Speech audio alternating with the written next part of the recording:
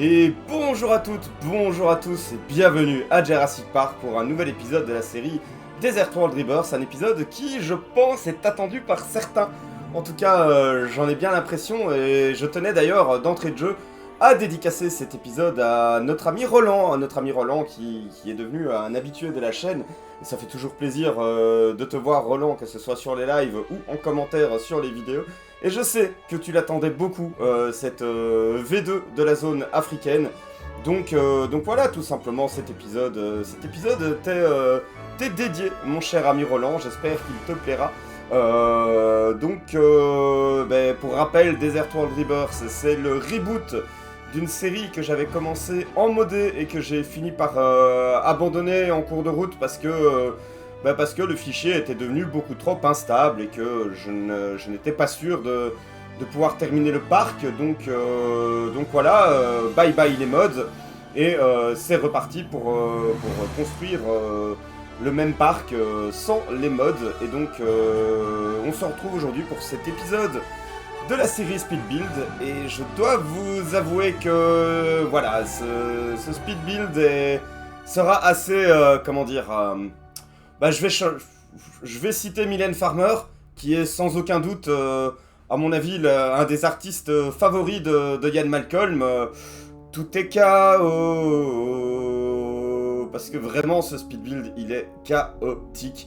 Voilà, je dois bien vous l'admettre, je dois bien l'avouer. En fait, je commence tout doucement à remettre en question la pertinence des vidéos speed build sur la série, dans le sens où, voilà, vous me connaissez, vous savez bien que j'ai tendance à construire, mine de rien, assez lentement. Donc voilà, ça c'est quand on a le souci du détail, hein, quand on cherche à faire des vidéos, des builds intéressants, et c'est pas toujours facile. Là par exemple, vous me voyez faire des trucs qui finalement ne sont même pas dans le parc, hein, qui étaient des tentatives, voilà, et des tentatives un petit peu foireuses, hein, on va pas se mentir, d'intégrer, de réinventer la zone africaine. Pour rappel, la zone africaine dans le premier parc, elle commençait par... son entrée se trouvait en face d'une des tours d'observation dans l'enclos des Alamosaures. Elle nous emmenait vers une petite décoration avec un squelette de Spinosaure, vu que le Spinosaure c'est un petit peu l'attraction phare, l'attraction vedette, et voilà, encore des trucs qui de toute façon n'ont pas fonctionné et que je n'ai pas gardé. Vraiment, n'hésitez pas à me dire en commentaire si vous trouvez ça pertinent de continuer à faire des speed builds, ou si... parce que justement, en fait, je vous dis ça parce que ici, cette vidéo, cet épisode, il manque énormément de captures, parce qu'il y a plein de trucs que j'ai dû, que je me suis retrouvé à du coup de faire, défaire, oublier d'enregistrer, voilà, l'éditage est un petit peu foireux, je pense que le tout est un petit peu foireux aussi, et aussi tout court, entendons-nous bien, je dis bien pour la partie speed build, je suis particulièrement fier du build, je trouve que je suis parvenu à réinventer avec brio la zone africaine, en ayant la contrainte du coup des outils de construction de base du jeu. Donc je pense sincèrement que le résultat il est super cool. C'est plutôt voilà, je suis pas sûr de la pertinence de ces captures, et voilà, je vous invite à me dire quoi en commentaire, et je parie que vous ne l'aviez même pas vu venir que Ian Malcolm était fan de Mylène Farmer. Mais franchement, c'est un truc qui m'est revenu en tête, je sais plus c'est comment que je me suis retrouvé à entendre Désenchanté. Je suis même pas fan de Mylène Farmer en vérité, c'est pas vraiment ma cam. Et mais quand j'entendais, quand j'ai réentendu Désenchanté avec cette partie tout est chaos.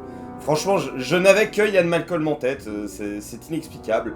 Mais donc voilà, là vous me voyez construire l'enclos des Majungasaures, hein, que j'ai dû réinventer aussi, vu qu'il était beaucoup plus renfoncé, beaucoup plus en cuvette dans la version modée, pour pouvoir réintégrer une cascade. Ici, pas de possibilité de cascade, mais c'est pas grave, voilà, on réinvente un petit peu le tout. Il y avait des Majungasaures, il y avait un Carcharodontosaure, on va en parler d'ailleurs de la construction de l'enclos du Carcharo.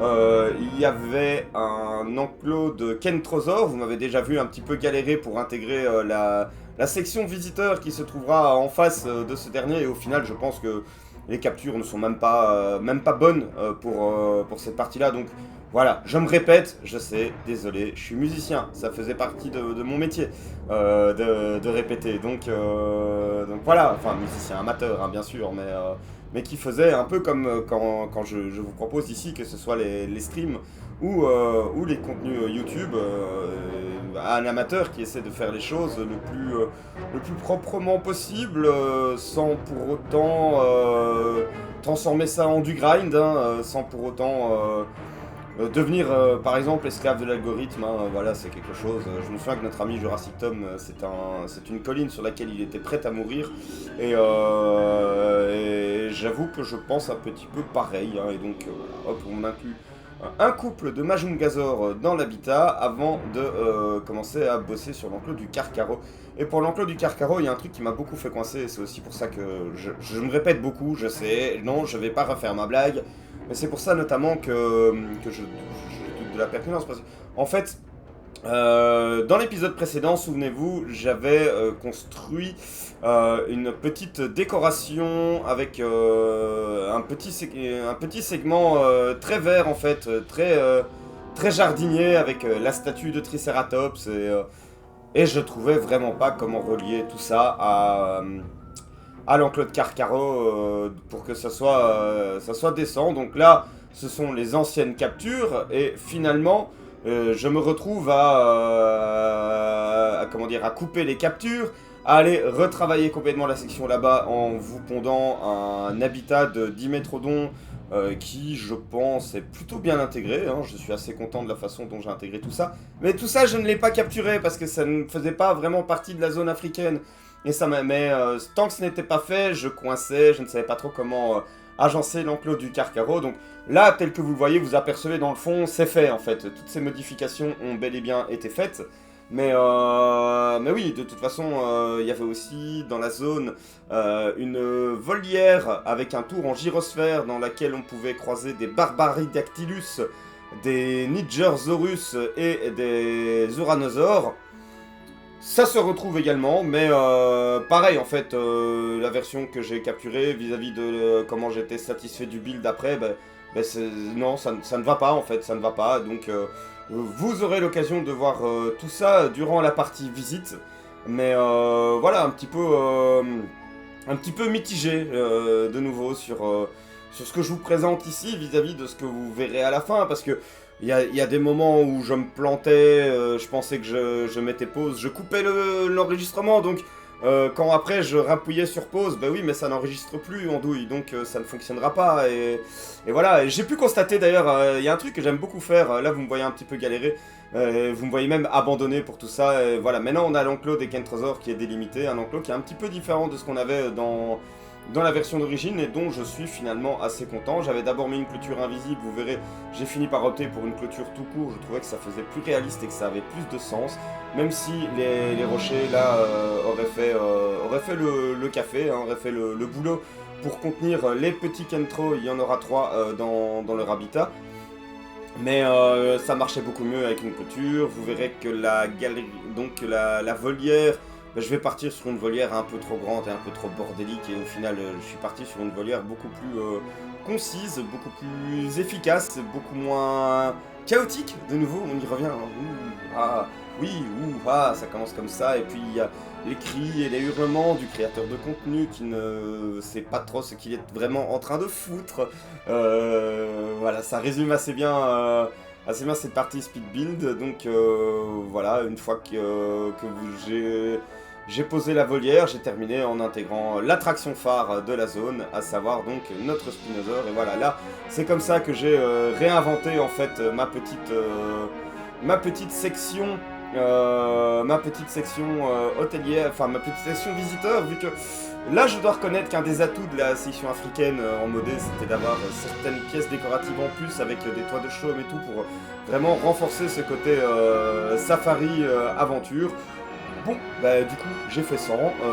Moi, ce que je vous propose, c'est de vous laisser avec les quelques dernières minutes de speed build et de se retrouver donc pour la partie visite où vous pourrez constater tout ce que j'ai construit pour lequel j'ai pas vraiment réussi à avoir les bonnes captures. Donc écoutez les amis, je vous dis à tout de suite.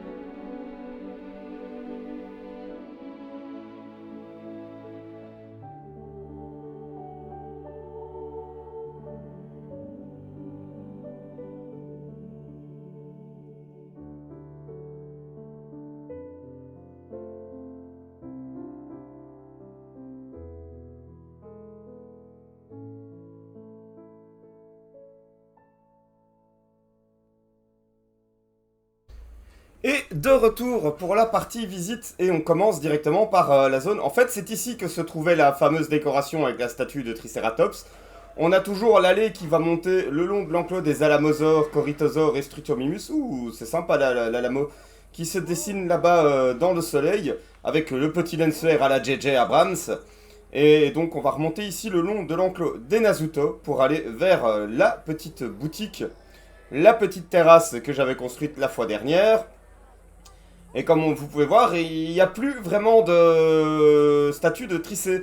On est plutôt sur quelque chose de très cohérent pour un parc désertique avec des rochers arides qui mènent vers un enclos dans lequel on va peut-être déjà avoir la chance de voir les animaux d'ici parce que je les entends très très proches. J'aperçois une voilure là-bas évoluer. Ah oui, et on voit au loin également un autre dimétrodon. Donc voilà, cet enclos a été intégré juste ici. Là, c'est le... Ouh, il y a du monde! Il y a du monde! Donc là, c'est la fameuse terrasse dont je vous parlais avec le petit rajout que j'avais même dit que je ferais pendant la partie visite et que j'ai oublié de faire. Je l'ai fait a posteriori. Donc voilà, on a la petite terrasse ici. On peut continuer vers le parc. Mais nous, ce qu'on va faire, c'est qu'on va prendre l'arche que j'ai construite ici. Mais c'est noir de monde. Qu'est-ce qui se passe ici? Donc on continue de longer l'enclos des dimétrodons. On passe la petite arche. On a la petite section backstage visible malheureusement, mais occultée du mieux que je peux. On suit la petite allée et on arrive à cette galerie d'observation qui donne dans l'enclos des dimétrodons et ils sont juste là. Les préhistoriques sont antérieurs aux premiers dinosaures. Les synapsides tels que dimétrodons, autrefois répertoriés en tant que reptiles, sont désormais considérés comme des proto-mammifères. Voilà, je laissais madame faire son boulot et vous expliquer toutes ces choses dont je vous ai un petit peu parlé d'ailleurs dans la vidéo Peridaisa. Hein. Il y a 4 dimétrodons dans l'habitat. Je trouve que l'enclos il fonctionne très très bien pour eux. Il vient s'intégrer assez naturellement. Je suis assez content. Ici, il y a un autre enclos. C'est également une version réimaginée d'un enclos qui se trouvait déjà dans la version modée du parc. On a là les petites toilettes, on a la petite séparation qui nous emmène dans le dôme. Et au dôme, on peut observer dans l'enclos. Où sont-ils? Va-t-on les voir ici? Où sont-ils donc? Et je ne parle pas des yeux de ces 3 PO. Dit... Oui, il y en a un juste là qui regarde à la clôture. Peut-être qu'il se dit, ce visiteur là, je le boufferai bien. Et donc, on aura plus de chances de le voir comme ça, je pense. Du coup, c'est l'enclos des Carnotaures. Oui, voilà. Et évidemment, il s'en va juste quand j'arrive. Ils sont tous les deux là. Il y a un couple de Carnos. Alors, voilà, j'avais choisi des skins lors de la V1. Là, j'ai laissé le hasard décider. Là, on a les petites toilettes parce que vous me connaissez. Quand il faut y aller, il faut y aller.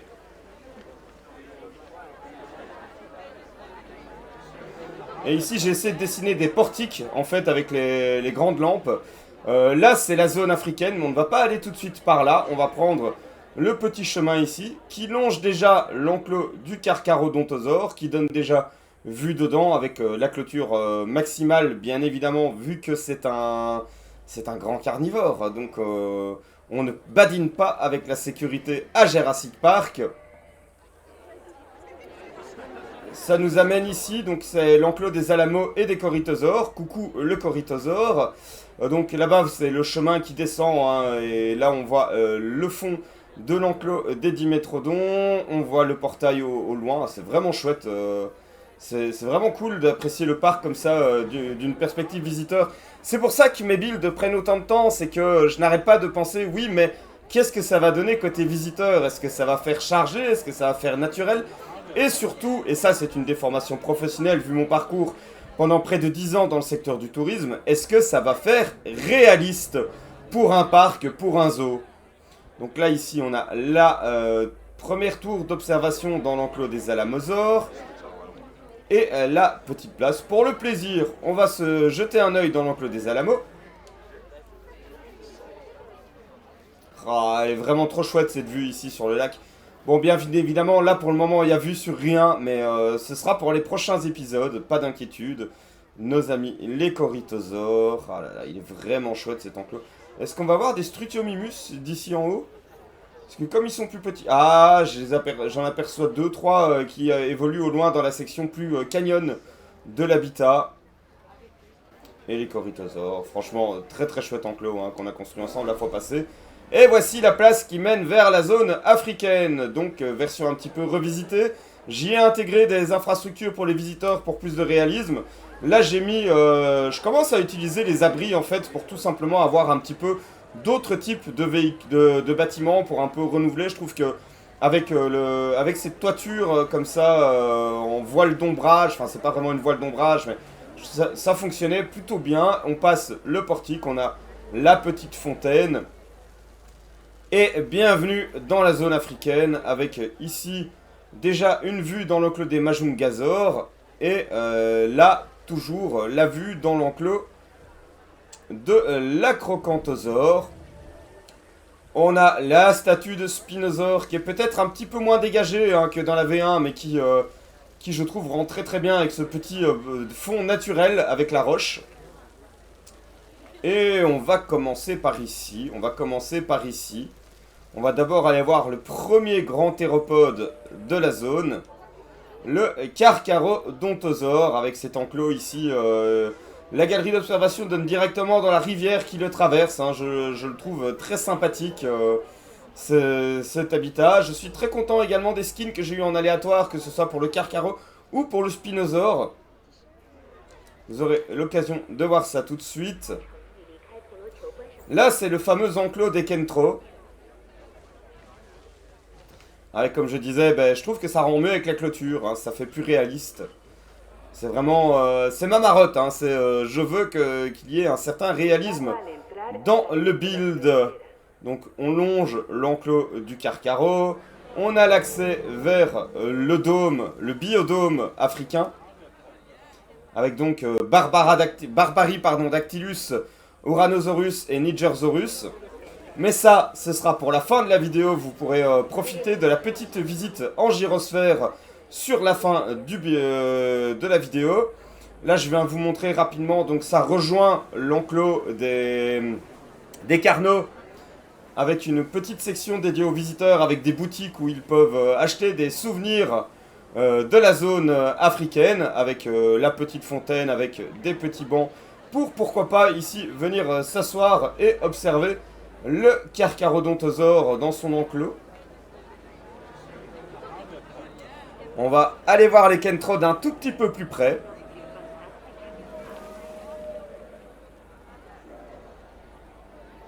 On aperçoit déjà les Barbaridactylus dans la volière.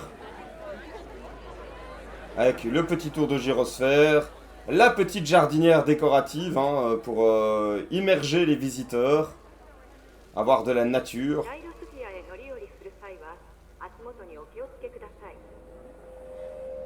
Je ne parle pas assez japonais que pour avoir compris ce qu'elle disait, désolé. En même temps, je ne parle pas japonais, c'est ça le truc. J'essaie de faire illusion avec deux trois mots que je capte en regardant Dragon Ball en VO, mais sinon, voilà. Voilà comment j'ai réinventé la petite terrasse qui permet de manger tout en regardant dans l'enclos des Kentro. J'ai retiré le dénivelé parce que ça aurait fait peut-être un peu trop abusé. Là ici, j'aime bien intégrer les toilettes naturellement entre deux bâtiments et j'ai remarqué qu'autant on peut le faire avec le bâtiment des toilettes Jurassic World, autant ça ne fonctionne pas avec le bâtiment des toilettes Jurassic Park. On est vraiment sur une ambiance... Enfin, les toits de chaume sont volontairement pour renforcer le sentiment de zone thématique. Hein. Et donc là, l'enclos des Kentro. Ici, on va avoir une première vue dans l'enclos du Spinosaure, avec de nouveau une petite jardinière naturelle ici. Voilà, pareil, hein, tout cela sera bâti à l'avenir, hein, mais donc on a toute la petite bordure rocheuse le long de l'enclos. On a au loin là-bas, on voit qu'il y a une autre galerie d'observation. Et on voit que l'enclos est, ma foi, bien ombragé. Et le voilà. Le voilà. Notre Spinosaure, le skin, je l'ai eu, je l'ai tiré aléatoirement. Et je trouve qu'il a un je ne sais quoi de Rebirth, en fait, ce Spino. Qui n'est pas pour me déplaire, vu que la série est nommée justement Desert World Rebirth. En attendant d'avoir éventuellement dans Jurassic World Evolution 3 la variante du film pour le Spinosaure. C'est surtout la voile qui me fait... Les motifs dans la voile qui me font penser à Rebirth. On va aller faire un coucou au Majungasaur.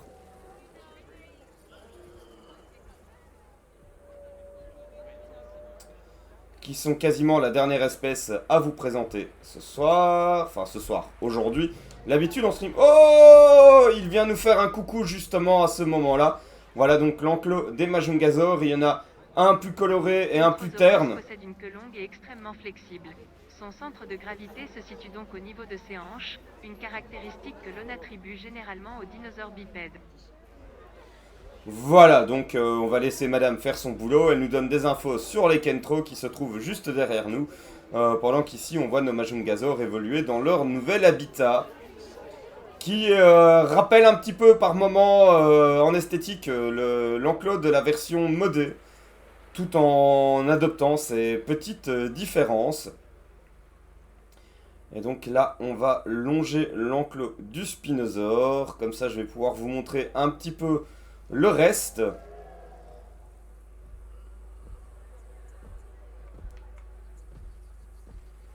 c'est les Majunga qu'on entend.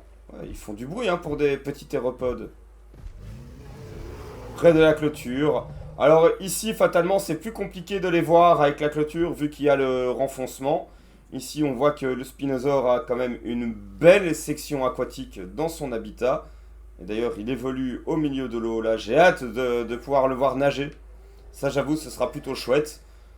Hop, petite jardinière thématique avec un autre squelette de Spino parce qu'on y va sur la déco. J'en profite pour vous montrer rapidement l'autre accès qui est une sortie ou une entrée, hein, c'est selon de la zone africaine. Avec le petit squelette d'Alamosaure en face de l'enclos des Alamosaures pour le rappel. Pour avoir un petit peu de décoration. Et donc là, on retourne vers l'accès de base de la zone africaine.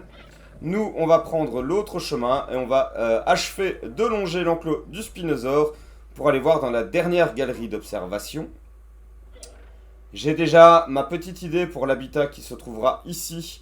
Mais la prochaine étape, ce sera la construction. D'ailleurs, on voit la tour là-bas où elle se trouvera. De la volière avec les pteranodons et les dimorphodons. Et probablement les Cearadactylus aussi, parce que je les aime beaucoup, les Cearadactylus, voilà. Je trouve qu'ils rattraperont un petit peu le fait que, vu que c'est un build de Jurassic World, je vais utiliser les pteranodons de Jurassic World, et non pas la variante de Jurassic Park 3. Donc on continue de longer l'enclos du Spino. Ici, on a des petits reliefs pour lui permettre d'aller peut-être s'isoler dans le lac. Hein. On a toute la partie ascendante ici. Ici, ce sera en cours de construction plus tard. Hein. Je pense qu'il va y avoir des restaurants, notamment une petite place Peut-être un enclos façon petting zoo, même si on a le petting zoo du parc également. Ça fonctionne bien d'avoir toujours des petits habitats également. Bref, voilà, tout cela se dessinera pour la suite. Et n'hésitez pas, je le redis, à me dire en commentaire si vous trouvez ça pertinent d'avoir des parties speed build ou si en fait avoir la partie visite, ça vous suffit. Comme ça, je pourrais peut-être travailler un petit peu plus à mon aise lorsque je crée mes parcs. Malheureusement, le Spino, on ne le verra pas là, ici, pour le moment. De toute façon, c'est pas grave. Nous, on va s'offrir une petite vue aérienne du parc et de la zone. Donc là, on a l'entrée directement dans la zone africaine. Là, on a le second accès. Pour vous donner un indice, ce qui va se trouver ici sera sans aucun doute inspiré par le film Dinosaure de Disney. Et est-ce que je suis en train de vous teaser du contenu à venir? Peut-être, je ne sais pas. Tirez-en les conclusions que vous souhaitez. Donc ça, c'est l'enclos des Majunga. Ça, c'est l'enclos du Spinosaure. Hein, voilà, regardez ce que je vous disais avec ce skin. Je trouve qu'il y a un côté les Spinosaur Rebirth avec ce skin. Je le trouve vraiment chouette. On a, comme je disais, la grande partie aquatique hein, avec la bordure ici. À mon avis, ici, je remplacerai sûrement la clôture par une clôture en béton, parce qu'il y aura, à mon avis, rien derrière. Donc là, c'est l'enclos des Kentrosaures, avec la petite section visiteur. Là, on a l'enclos du Carcaro, avec ses petites dunes de part et d'autre de la rivière. Hein. J'aime beaucoup le relief qui se dégage de cet enclos. Et de nouveau, j'aime beaucoup ce skin également. La petite boutique et la petite jonction avec le petit complément de la section ici avec l'enclos des Dimétrodons et l'enclos des Carnotaures. Bon, avant de pouvoir faire la petite visite en gyrosphère et de se quitter, je vérifie rapidement les suggestions de noms que vous m'avez faites pour les animaux.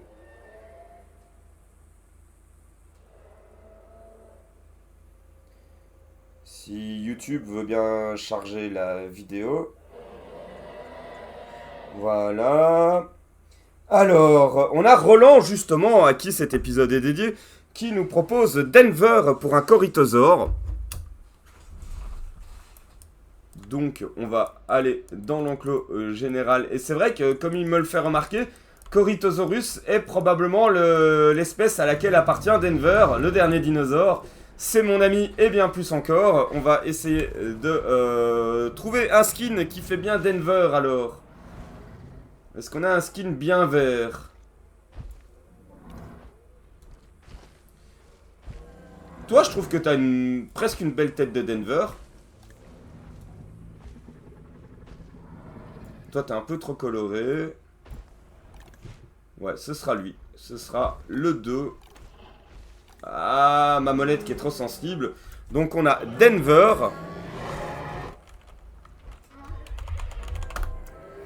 Voilà. Alors on a comme suggestion de nom.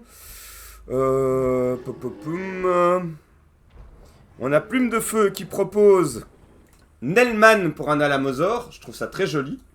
Eux, ils seront pas durs à trouver. Voici Nelman.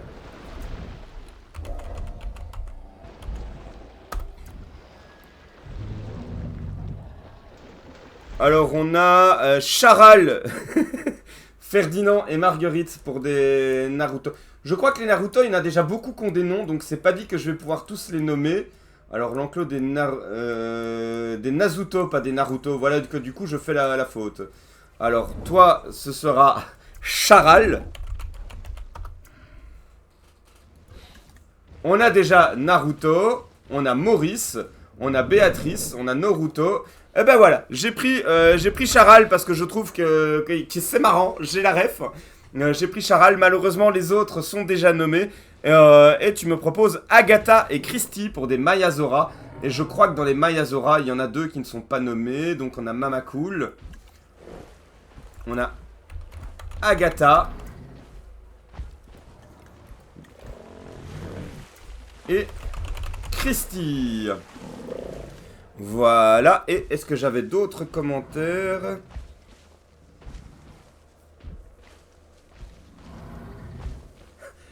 Et j'ai Big Ben pour le deuxième Alamosaure de la part de Jurassic John. Où est-il le deuxième? Je crois l'avoir vu ici se coucher. Voilà. Et tu me proposes Bip Bip pour un Strutio. J'ai la ref également. C'est un... D'ailleurs, le Roadrunner, le Géocoucou, comme on dit en français, il a quand même un beau look de dinosaure. Hein. Et enfin, vu le bec, tu proposes Coin pour un Corythosaure. Voilà.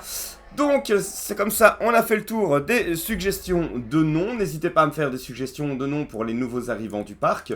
J'espère que la vidéo vous a plu. Si c'est le cas, comme d'habitude, n'hésitez pas à vous abonner à la chaîne si ce n'est pas déjà fait, à liker la vidéo et à la partager. On se retrouve très bientôt à Jurassic Park pour la suite de ce build. Et en attendant, je vous propose de profiter de la visite du tour en gyrosphère dans le biodôme. Donc bonne balade et à la prochaine!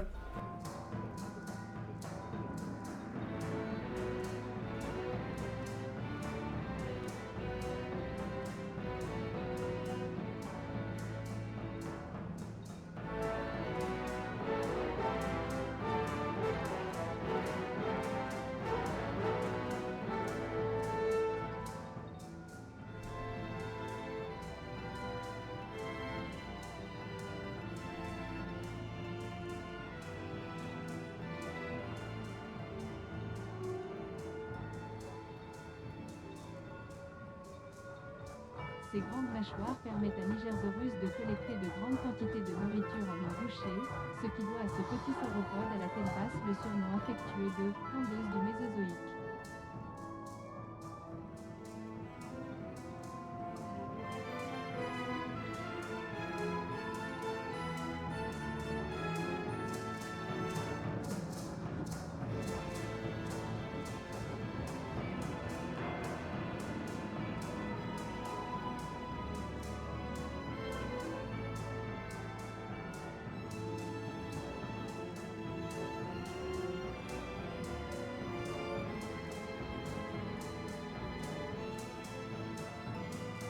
Le grand musée de ce sauropode africain, Nigersaurus, cache une denture extraordinaire, plus de 500 dents, disposées en muscologie et rendez-vous en permanence tous les 15 jours.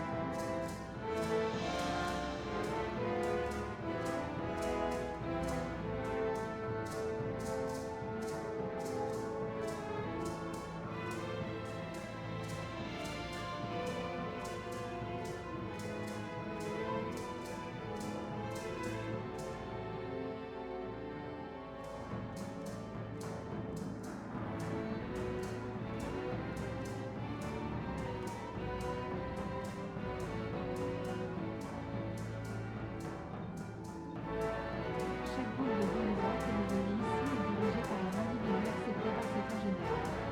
Dans certains cas, celui-ci est reconnu comme le dominant du groupe, mais court ainsi le risque d'être défié régulièrement par ses rivaux.